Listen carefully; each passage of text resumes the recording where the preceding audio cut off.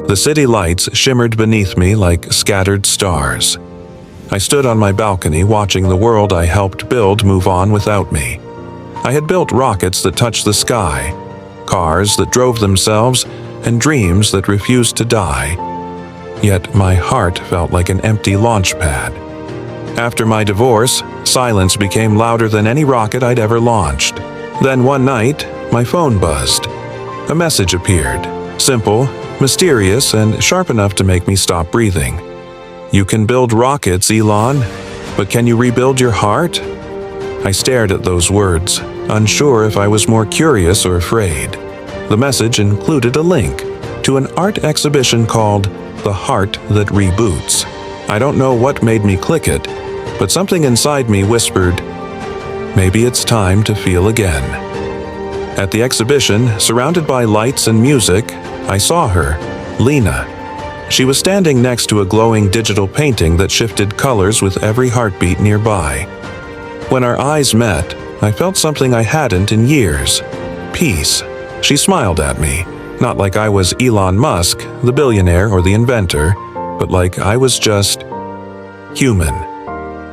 "You look like someone searching for home," she said softly.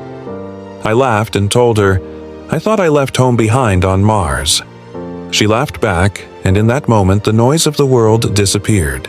I started visiting her more often, not because I was lonely, but because I felt alive when I was around her. We talked about art, failure, and the strange beauty of second chances. I told her how divorce had turned love into something mechanical, predictable, and cold. She told me love isn't destroyed, it's just hidden behind fear. One night we sat by the ocean. The sound of waves replaced the hum of my usual machines. "I've lost everything before," I admitted quietly. "Then you already know how to start again," she whispered. She was right. I had built companies from scratch, survived failures, and faced the impossible. But love was the only thing I'd given up on. Lena made me see that even the heart deserves a second launch. But love, like gravity, always pulls. When the media found out about us, the headlines exploded. Elon's new experiment, Love 2.0. People laughed, analyzed, and tore it apart. Investors called. Reporters camped outside my door. I had faced rockets exploding, but this was different. This was my heart on the line. I called her one evening.